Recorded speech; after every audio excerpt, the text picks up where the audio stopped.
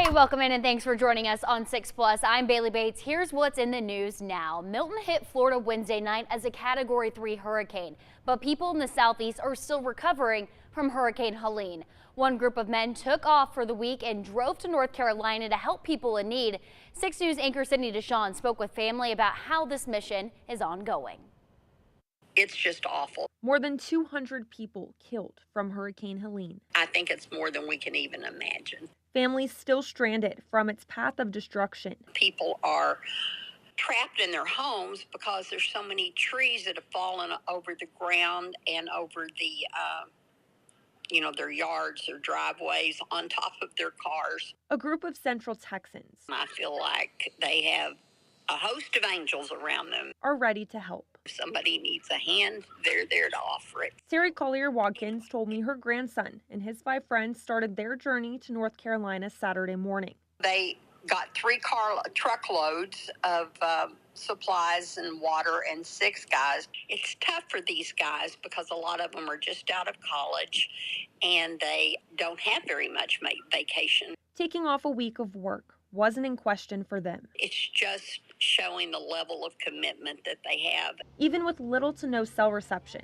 I've only talked to him Sunday. I called to be sure that they got there safely. It would help if I could talk to him a little bit more. This grandma says they're just glad to be there for those who need it most. He said there are so many people to help. And he said the saddest one that they went to was a nursing home. The people were completely out of water and there was very little food, so they stocked them up. Reporting for 6 News. If you want to donate supplies to help people affected by hurricanes, you can find that information on our website at kcntv.com. Right now, first responders are hard at work, searching for missing people, assessing damage, and handing out resources. A Central Texas firefighter is among them. I talked to Flip Bannister from the Killeen Fire Department about the mission he's on. Between working from sunup to sundown, we're providing the same product no matter what county, what city we're working in. The many airdrops that are carrying necessary resources. Well, 1 second. We have helicopters and everything going on out here. Killeen Fire Battalion Chief Flip Bannister is finding the time to share his firsthand experience of being on the front lines. This is pretty high ranking on some of the biggest destruction that most people ever see in their career. He's currently deployed to Yancey County, North Carolina, alongside 79 others with Texas A&M Task Force 1. They're searching for missing people, assessing damage, and providing resources in some of the hardest hit areas of Hurricane Helene. And so that's where we've been here, is trying to knock out primaries and hasty searches to, get to these residents that have been trapped inside there. Working through no running water, depleted infrastructure, power only available through generators. Bannister says the footage we see from afar just doesn't give the whole picture. You see on the news, they see this destruction, they see this damage, but they don't understand what the people are really going through. Some of them took 4 or 5 days to get to them. We still have Sawyer crews out cutting pathways to get up the mountainsides to try to find those folks. It's all hands on deck, a type of effort that Bannister is used to. We're not just putting checks in check boxes and moving along. We're here for the greater good. Back home, we always say it's Texas helping Texans, but now we're visiting our brothers and sisters in our neighboring states, and we're trying to help them help their folks. As long as there is work to be done, the unsung heroes will have boots on the ground. We'll go wherever the need is, and we'll stay for as long as we need to. For being in North Carolina to help in Hurricane Helene response, Texas A&M Task Force 1 was sent to Florida to help with Milton response. They have members of the team aiding in search and rescue on foot, in boots, and on boats, and in from the sky. Meanwhile, a crime alert to tell you about. A 2-year-old is dead after an assault led to a car crash late last month. The suspect, 25-year-old Joshua Rios, is now facing 4 criminal charges. 6 News anchor Adrian Alexander has new information on what led to that crash. An arrest affidavit revealed what led up to the death of a 2-year-old child last week. The affidavit says this all happened the night of September 30th at a Mikey's gas station in Temple. 25-year-old Joshua Rios got into a fight with another man identified as Luis Cisneros. The fight was caught on surveillance footage and shows Rios punching Cisneros, then hitting him with a metal jack handle. Rios' wife was also present when this happened, according to the affidavit. Cisneros left the gas station, then Rios followed him onto State Highway 317 and West Adams Avenue. The affidavit says that's when Rios crashed into Cisneros' truck, forcing it into oncoming traffic where another car T-boned it. The 2-year-old boy was inside Cisneros' truck. He would later die at the hospital. 3 other people inside the third car were also injured in the crash. Rios was arrested on October 7th and booked into the Bell County Jail on 4 counts of aggravated assault with a deadly weapon. Rios has a violent criminal past. 2 arrest affidavits detailed how he was arrested for 2 separate assaults in 2023 and 2024. In one of those incidents, he allegedly struck his wife. Rios' bond is now set at $2 million. Well, a GoFundMe is raising money for the boy's funeral expenses. We've got that link at kcntv.com. One Central Texas woman is raising awareness about addiction. Her brother was Billy Gordon. He died last week after being tased 4 times by police. 6 News anchor John Alexander talked to his sister about what she is hoping for the future. I told nobody. I don't know when to let nobody see it, but I will. It's funny. Stacey Gordon is left to mourn the tragic loss of her brother, 43-year-old Billy Gordon. On October 3rd, Temple police officers were responding to a call about a welfare concern. They arrived on scene at 12:19. He was dead at 12:23. Police reported that Gordon was acting in an erratic manner. He was in a seated position in front of a refrigerator eating food and non-food items.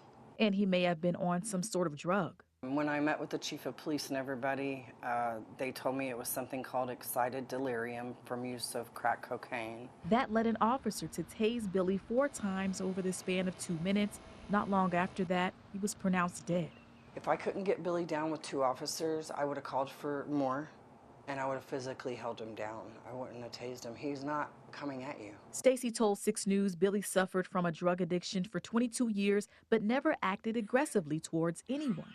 Beyond the tasing, her main concern was with a Belton Rehabilitation Center. She says a worker there denied her brother care 5 days before the incident. My brother was not court ordered to go there. He went there out of the willingness of his heart, and we were already told he was accepted. They saved the bed. Stacey advocates for anyone with a loved one suffering through addiction to never give up on their journey toward sobriety. Don't ever give up on getting them help, even if they do it over and over again, because if they do die and you're not around, it hurts. Well, Temple police are investigating the officer who tased Gordon. They've put him on paid administrative leave. Meanwhile, the family is waiting for the autopsy and body cam footage from Temple police.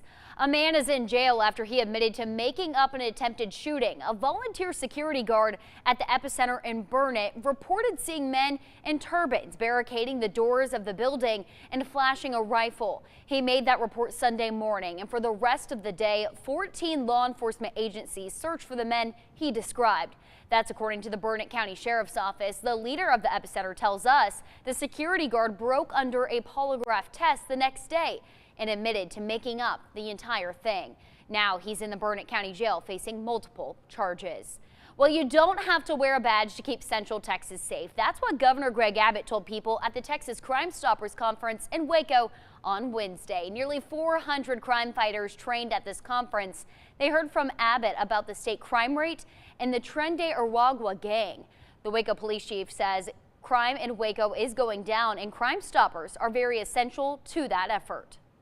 They hear Crime Stoppers information go out, make sure that they're calling in, providing information regarding any investigation, and even if information is not going out and they have information related to a crime, that they can call Crime Stoppers to help us get that case solved. Chief Victorian asks that you contact Crime Stoppers with any tips you have. You can find the link to submit those tips on our website. Well, time to verify. Across the country, police departments are warning people about a new brushing scam. They're saying a package will show up at your door without a return address. And when you scan the QR code inside, that scammer can take over your phone and get your personal information. 6 News reporter Cindy Deshawn verifies if a QR code can really do that. As we head into holiday season, there's another scam to be aware of. People get an unexpected package, a gift in the mail with a usually a message attached to it, but no return address. It's called a brushing scam and asks the person who gets the package to scan a QR code. Law enforcement agencies say don't do it. Once the code is scanned, scammers can access your personal and financial information. So let's verify. Can scammers get your information by you just scanning a code? Our sources are the Better Business Bureau, the Federal Trade Commission, and the AARP. They're simply applying a broad brush across multiple area codes, multiple districts, and multiple addresses in the hopes that at least 1% of the people will respond or send a signal. And that signal is you entering information, you responding with a QR code activation. Jason Meza with the BBB says there's been little to no research showing that just scanning a QR code will activate a virus on your phone. That's a giant leap to take. In other words, you have to initiate, you have to perform an action. It's not just upon a QR code scan. The best thing to do is throw away the package and don't act on it. Don't scan the code. Simply don't perform the action right away. You're following instructions that you don't know who the code came from. And in reality, it's probably from a scammer. The FTC and AARP have the same message. Don't scan a QR code you weren't expecting, especially if it urges you to act immediately. So we can verify no, a scammer can't get your personal information just by you scanning a QR code. With your Verify. Well, you can call the AARP Fraud Watch Network helpline if you have been scammed. That number is free and right there on your screen. Big news for the city of Waco. Governor Abbott just named the city a tourism-friendly Texas certified community. Waco is the first city to get this designation in the state of Texas. It's part of a new initiative to promote tourism in Texas. The Waco mayor says the city is unique because of its many hot spots like the Dr. Pepper Museum, the Silos, and the Cameron Park Zoo. Well, we're less than a week away from the Texas debate. Senator Ted Cruz and Representative Colin Allred just got the debate rules, and here they are for you. Cruz and Allred will get 1 minute to introduce themselves. After that, they'll get a minute and a half to answer questions, and their opponent will get a minute and a half to respond. They'll each get a minute at the end to make a final pitch to voters. Allred won the coin toss, so he'll start opening statements, and Cruz will have the very last word. You can watch that debate October 15th at 7 p.m. right here on the 6 Plus app or on air at KCEN. There's more than 1 million Honda cars on the road with a steering problem. You better listen to this one. Honda is recalling nearly 1.7 million cars, models 2022 to 2025. Those include Acura Entras, Civic CR-Vs, and HR-Vs. Honda is notifying owners through the mail, and owners can go to dealerships and get the part replaced for free. The National Traffic Safety Agency says the steering gets stuck, making drivers push harder on the wheel. This problem hasn't caused any crashes yet. Mega Millions is more than doubling the price of their lottery tickets. Starting this April, Mega Millions will cost you $5 instead of $2. The good news is jackpots will be bigger and more frequent, and Mega Millions says people will have a better chance at winning. So maybe you'll want to test your luck with that one. For the very first time, H-E-B is now letting people pay for groceries with their phone also. H-E-B is accepting Apple, Samsung, and Google Pay. They say the feature should be in all stores by the end of the month. You can't use it at gas pumps, but it is accepted at the gas station window.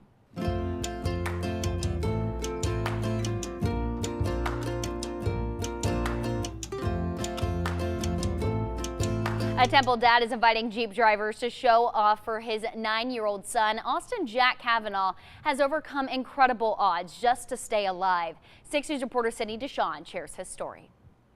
Austin Jack Kavanaugh was born in November of 2014 and diagnosed with Emanuel syndrome at 9 months. It affects his 11th and 22nd chromosome. 1, 2, 3, 4, 5. We were told that he would never walk. He would never talk. His dad, Todd Kavanaugh, calls his accomplishments unbelievable. Being proud is an understatement. He's my hero for sure. It's why his dad strives to honor him and give back to Central Texas, because they've given so much to his son. I want to fill the parking lot this year. For the second year in a row, Todd is putting on Jeep Retreat. This year is a little different. We're going to be doing raffles, and we have food trucks and vendors. Drivers are coming from all across the state. There's been such great support, but being here in Texas, coming from New Jersey, things are completely different here. It's something Austin's father knows will help raise awareness. There could be other people out there that don't know what's wrong with their child or, or anything. So by putting the word out there, and Austin's famous, you guys made him famous last year. He hopes you will come on out. My biggest thing is come join us. That's the biggest support that, that we could get. Reporting for 6 News, I'm Sydney Deshawn. Texas All-Star Jeeps and 254 Jeeps are combining forces for this event, and anyone is welcome whether you have a Jeep or not. Trunk or treating goes from 1 to 3 in the afternoon on October 26th. All details on our website at kcntv.com. Well, that's everything that's in the news now. Thanks for watching us here on 6 Plus. Now it's time for Weather One-on-One with meteorologist Aviana Smith.